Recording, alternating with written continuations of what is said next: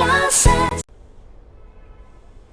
मेरे प्रिय छात्र एवं छात्राएं, आज हम सबसे पहले अनुदैर्ध्य तरंग के वेग के बारे में विश्लेषण करेंगे, अर्थात ध्वनि तरंग के वेग के बारे में। ठीक, तब अनुदैर्ध्य तरंग के वेग का सबसे पहले सैद्धांतिक रूप से जो व्यंजक, वेग का व्यंजक जो ज्ञात किया सैद्धांतिक रूप से, वो न्यूटन था। न्यूटन ने बतलाया कि अनुदैर्ध्य तरंग का वेग v=√e/d। ठीक है, ये सामान्य सूत्र हो गया अनुदैर्ध्य तरंग के वेग का, v=√e/d, जहां e माध्यम का प्रत्यास्था गुणांक है। ठीक है, जहां e माध्यम का प्रत्यास्था गुणांक है एवं d माध्यम का घनत्व है, एवं d माध्यम का घनत्व है। ठीक है, अब यहां अगर ठोस में लिया जाए, ठोस में तो E बराबर y होता है, E बराबर y ठोस में, ठोस में E बराबर y होता है, जिसको यंग प्रत्यास्था गुणांक कहते हैं, जिसे हम यंग प्रत्यास्था गुणांक करते हैं। तो v हो गया √y/d। ठीक है, कोई दिक्कत नहीं। द्रव्य में, जब द्रव्य में लेंगे तो E बराबर k हो जाता है, E बराबर k, तो v बराबर √k/d।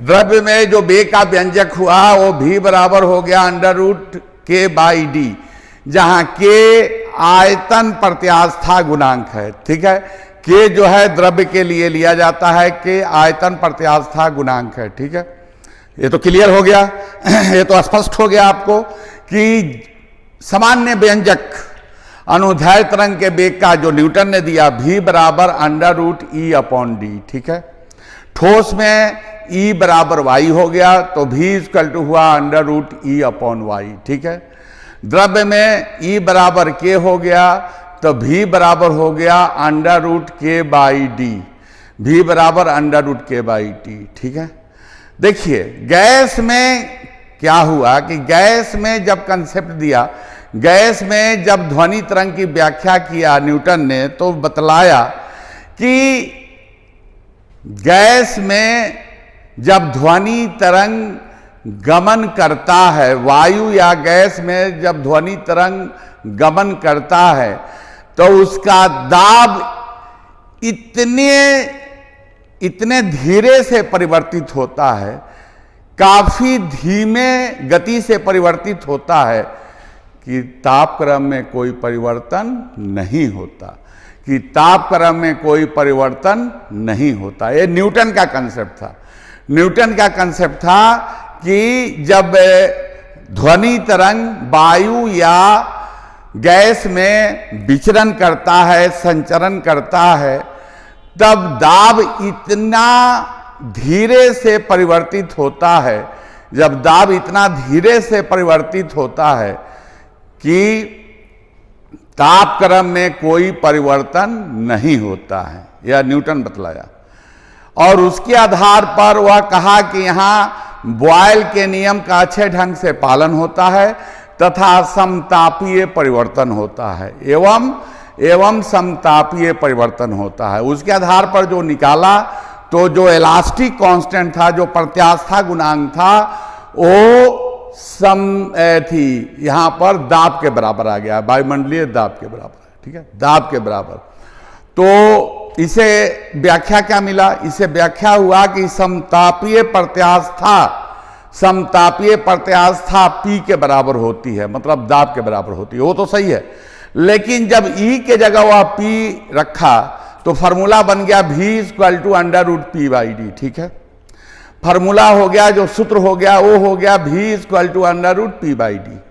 P का मान जो होता है वो होता है NTP पर, NTP का मतलब नॉर्मल टेम्परेचर प्रेशर पर 1.013 × 10⁵ न्यूटन पर मीटर स्क्वायर। ठीक है, P = 1.013 × 10⁵ मीटर पर सेकेंड स्क्वायर। ठीक है, एवं वायु का घनत्व जो होता है, वायु का घनत्व 1.293 होता है, 1.293 किलोग्राम पर मीटर की होता है। ठीक है, जब वैल्यू को यहां पुट किया तो यहां पर हल करने के बाद उसका मान आया 280 मीटर पर सेकेंड, 280 मीटर पर सेकेंड। ठीक है, समझ गए, 280 मीटर पर सेकेंड। लेकिन जब बाद में जब वही 0 डिग्री सेंटीग्रेड पर, मतलब कमरे के तापक्रम पर जब एक्सपेरिमेंट किया गया, प्रयोग किया गया, तब ध्वनि का मान जो आया, ध्वनि के वेग का मान जो आया, ध्वनि के वेग का मान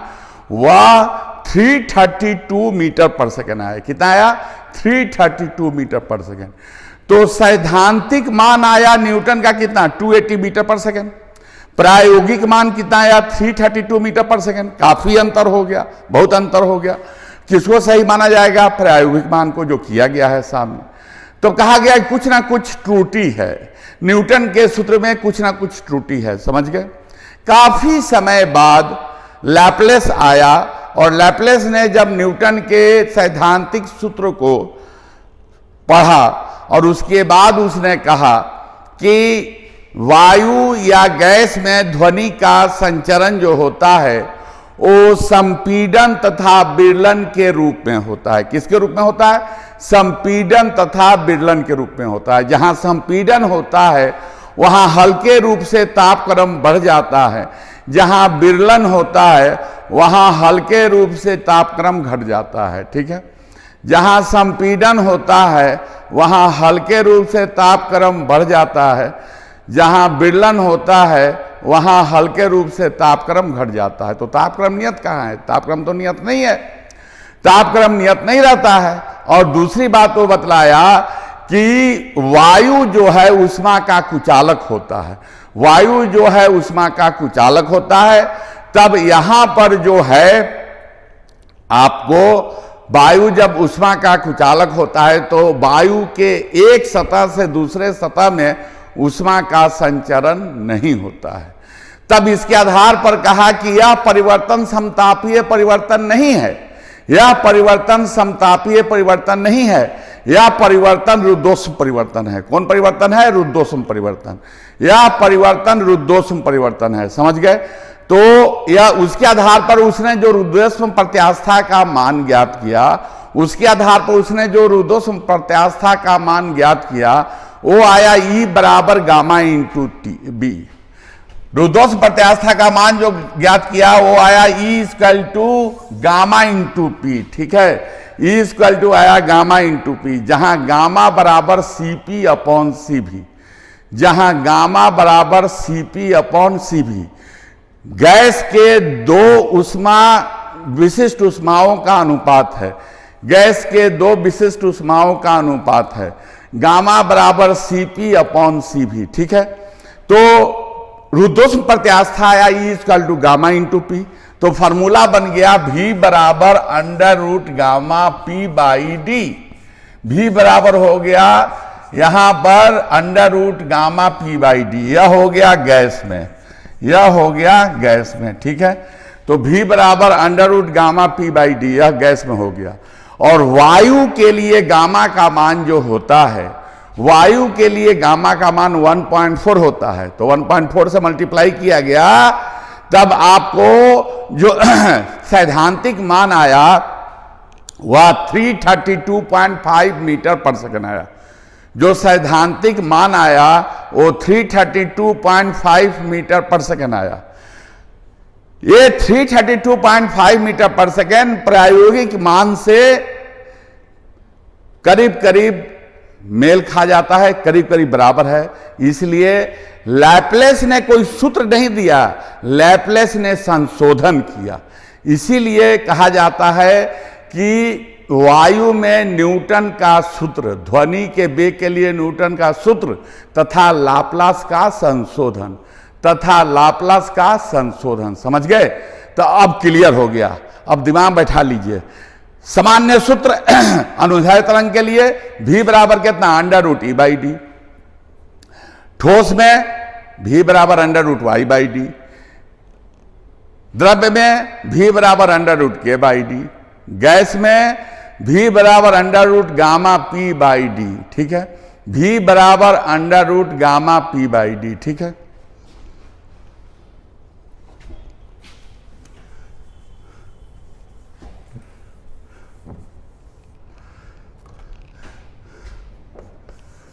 अब कुछ महत्वपूर्ण बातें समझिए। पहली बात, दिए गए तापक्रम पर, पहली बात समझिए, दिए गए तापक्रम पर, ठीक है, समझ रहे हो, दिए गए तापक्रम पर ध्वनि का वेग दाब से स्वतंत्र होता है। दिए गए तापक्रम पर, दिए गए तापक्रम पर ध्वनि का वेग दाब से स्वतंत्र होता है। ठीक है, दिए गए तापक्रम पर ध्वनि का वेग दाब से स्वतंत्र होता है। ठीक है, याद रखिएगा, दाब को दोगुना बढ़ा दिया जाए, 3 गुना बढ़ा दिया जाए, ध्वनि के वेग में कोई परिवर्तन नहीं होता है। समझ गए?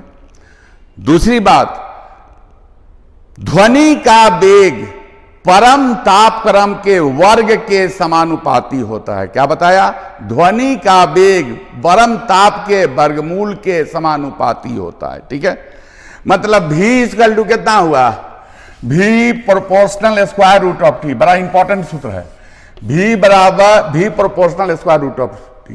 हमने क्या कहा? ध्वनि का वेग परम तापक्रम के वर्गमूल के समानुपाती होता है।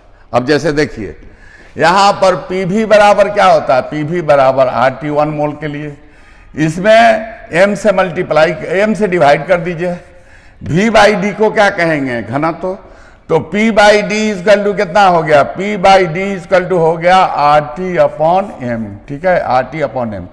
तो V इक्वल टू हो गया under root gamma P by D होता है, गामा तो रहेगा ही, RT upon m। Very very important formula. V equal to हो गया under root gamma RT upon m। इसी से यह कंसेप्ट आया, इसी से सूत्र आया। क्यों? क्योंकि दिए गए गैस के लिए गामा कांस्टेंट होगा, R जो है सावर्तिक गैस नियतांक है, M जो है वो आणविक भार है, तो V समानुपाती क्या हुआ है? Square root of T। ठीक है, V समानुपाती square root of T। V बराबर under root gamma RT upon M। V बराबर under root gamma RT upon M। ठीक है, ये फॉर्मूला याद रखिएगा। जहां मोलिकुलर वेट दिया है और तापक्रम के साथ कंपेयर करना है, तब ये वैल्यू निकालिएगा। समझ गए? ये हो गया, यही सूत्र काफी महत्वपूर्ण है। और तीसरा है कि समान तापक्रम और दाब पर, समान माने ध्वनि के वेग में आर्द्रता का प्रभाव, ध्वनि के वेग पर आर्द्रता का प्रभाव, समान तापक्रम एवं दाब पर। ठीक है, समान तापक्रम एवं दाब पर ध्वनि थी, समान तापक्रम एवं दाब पर जो घनत्व होता है, शुष्क वायु का घनत्व, शुष्क वायु का घनत्व आर्द्र वायु के घनत्व से अधिक होता है। जरा ध्यान से समझिए मेरी बात जो हम समझा रहे हैं। समान तापक्रम एवं समान दाब पर शुष्क वायु का घनत्व आर्द्र वायु के घनत्व से अधिक होता है। समझ गए? तब V बराबर कितना होता है? Under root gamma P by D होता है। V बराबर होता है under root gamma P by D. तब क्या लिख सकते हैं? V proportional 1 upon square root of D. V proportional, V समानुपाती 1 upon under root square root of D. V समानुपाती 1 upon under root square root of D. कहने का तात्पर्य यह है कि शुष्क वायु का घनत्व जो है अधिक होता है, आर्द्र वायु का घनत्व कम होता है। अतः ध्वनि का वेग आर्द्र वायु में, अतः ध्वनि का वेग आर्द्र वायु में शुष्क वायु के अपेक्षा, अतः ध्वनि का वेग आर्द्र वायु में शुष्क वायु के अपेक्षा अधिक होता है, अधिक होता है। ध्वनि का वेग आर्द्र वायु में शुष्क वायु के अपेक्षा अधिक होता है। समझ गए?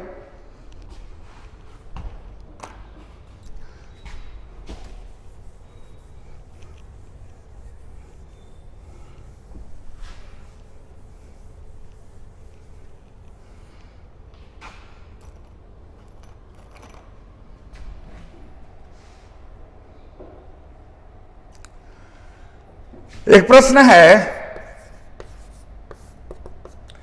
कितना तापक्रम पर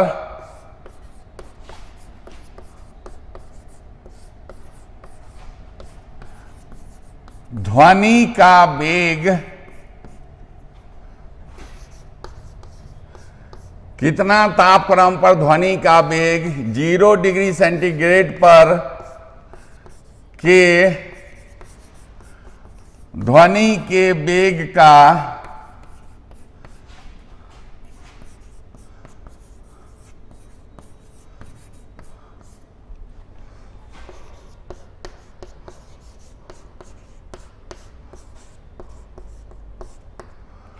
ध्वनि का वेग का दुगना हो जाता है। समझ गए?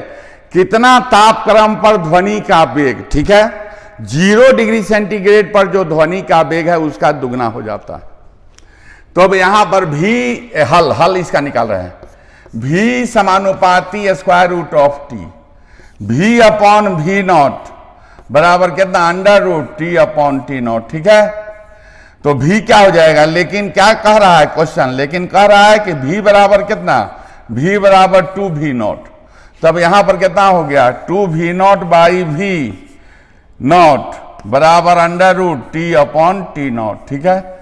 भी नॉट कैंसिल, दोनों तरफ वर्क कर दिए, या 4 बराबर टी अपॉन टी नॉट, या टी बराबर 4 टी नॉट, या 4 इंटू 273 1092 के केल्विन में आएगा 1092 के, T equal to 819 degree centigrade.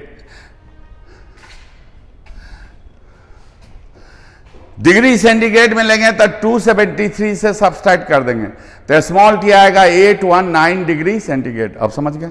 एक दूसरा प्रश्न देखिए,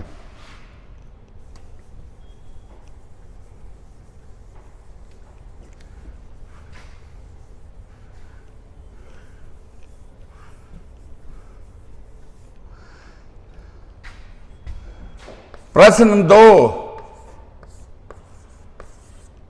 कितना तापक्रम पर, कितना तापक्रम पर ऑक्सीजन में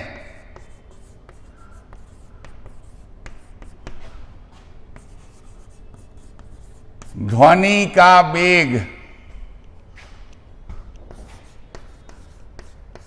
0 डिग्री सेंटीग्रेड पर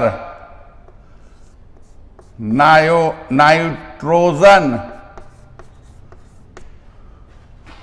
में ध्वनि के, नाइट्रोजन में ध्वनि के,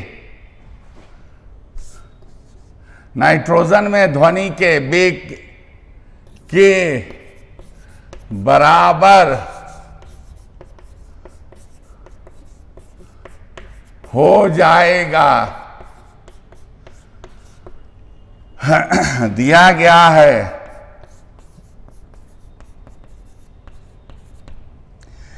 MO/Mn बराबर 16:14 दिया गया है, ठीक है। क्वेश्चन समझ रहे हो? कितना तापक्रम पर ऑक्सीजन में ध्वनि का वेग 0 डिग्री सेंटीग्रेड पर, 0 डिग्री सेंटीग्रेड पर नाइट्रोजन में ध्वनि के वेग के बराबर हो जाएगा, दिया गया है MO/Mn इक्वल टू 16:14।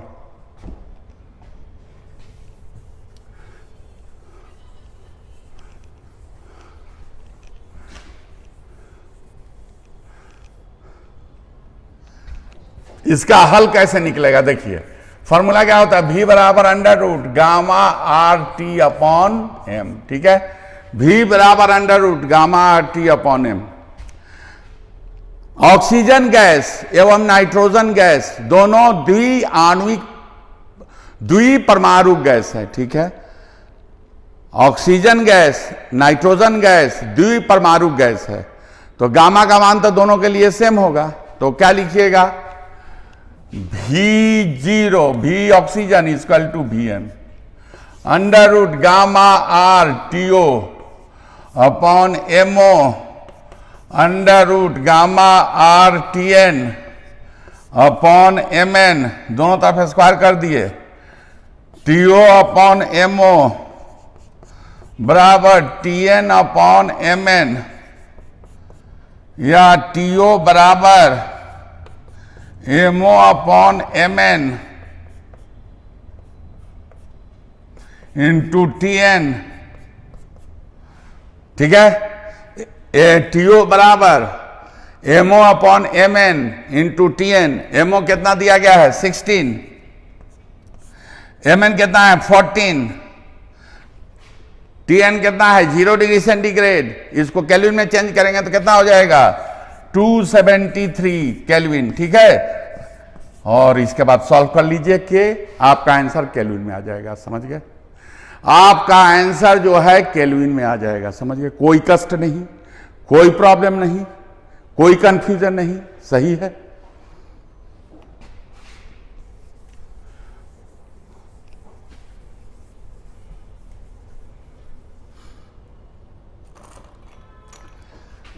अब देखिए एक चीज है डॉपलर का प्रभाव।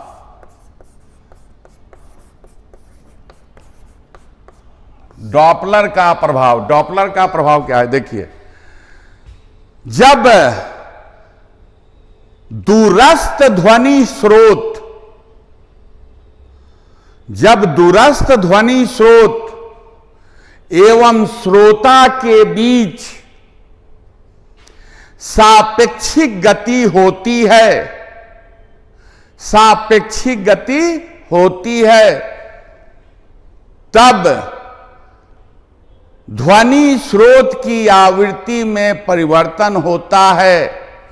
उस आवृत्ति को आभासी आवृत्ति कहते हैं। आभासी आवृत्ति का मान बढ़ जाता है जब दूरस्थ ध्वनि स्रोत एवं श्रोता एक दूसरे के मतलब नजदीक आते हैं, एक दूसरे के नजदीक आते हैं। ठीक है, आभासी आवृत्ति का मान बढ़ जाता है जब दूरस्थ ध्वनि स्रोत एवं श्रोता एक दूसरे के नजदीक आते हैं। दूसरी बात, आभासी आवृत्ति का मान घट जाता है, आभासी आवृत्ति का मान घट जाता है जब दूरस्थ ध्वनि स्रोत एवं श्रोता एक दूसरे से दूर जाते हैं। जब दूरस्थ ध्वनि स्रोत एवं श्रोता एक दूसरे से दूर जाते हैं। ठीक है, या इस प्रभाव को हम क्या कहते हैं, इस प्रभाव को डॉपलर का प्रभाव कहते हैं। इस प्रभाव को डॉपलर का प्रभाव कहते हैं। समझ गए, तो ये बात याद रखिए, सापेक्षिक गति खत्म, आभासी आवृत्ति और मौलिक आवृत्ति दोनों बराबर। ये डॉपलर का प्रभाव किसके कारण है? ये डॉपलर का प्रभाव जो है दूरस्थ ध्वनि स्रोत एवं श्रोता के बीच सापेक्षिक गति के कारण। सापेक्षिक गति खत्म, आभासी आवृत्ति मौलिक आवृत्ति दोनों बराबर होगा। इसमें स्थितियां 3 है। स्थिति फर्स्ट क्या है? स्थिति फर्स्ट है जब ध्वनि स्रोत गति में है तथा श्रोता विराम में है, विराम में। ठीक है, ध्वनि स्रोत श्रोता के नजदीक जा रहा है,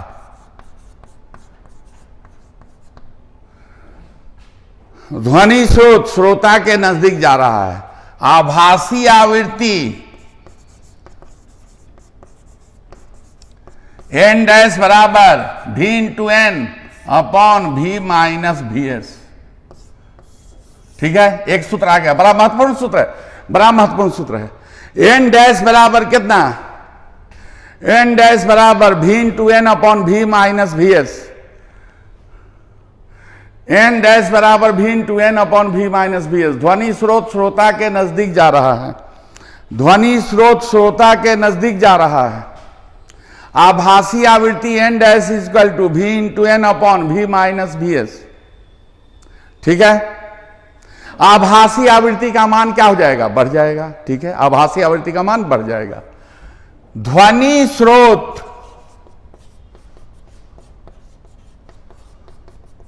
श्रोता से दूर जा रहा है, आभासी आवृत्ति एन डैश बराबर v into N upon v plus V S.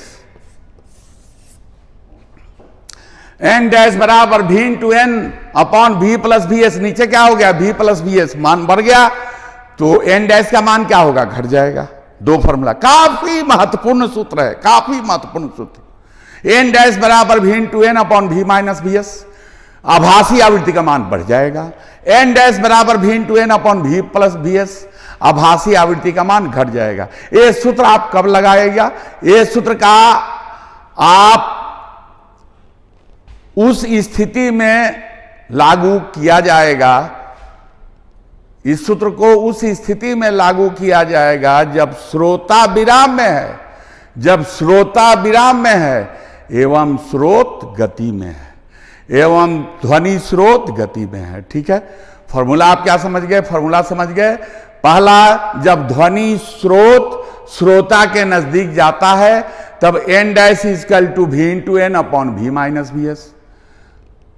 दूसरा, जब उससे दूर जाता है एन आभासी आवृत्ति N dash equal to v into N upon v plus V S.